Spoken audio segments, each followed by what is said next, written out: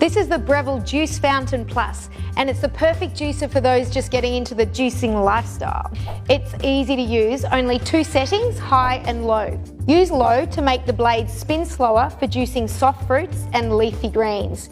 Use the high speed to cut through tougher foods like apples. This was the first juicer to hit the market sporting a 3-inch feed tube, so you can juice whole fruits and vegetables. Even dense vegetables such as beets can go in, which are packed with wonderful antioxidants. Really, you can try whatever combinations you happen to have in your fridge, and after the fun element of experimentation, you'll get to know what you like. Celeries, apples, pears and carrots all go well with beets, but to give it a little extra zing, add some ginger root. But go easy on the ginger and build it up as you like the taste, because it can overpower your concoction. I tend to try fruit and veggie combinations of whatever is in season. A handy trick is to line your pulp container with a produce plastic bag for an even easier cleanup. And Breville juicers are easy to clean. You don't need a tool to dismantle it.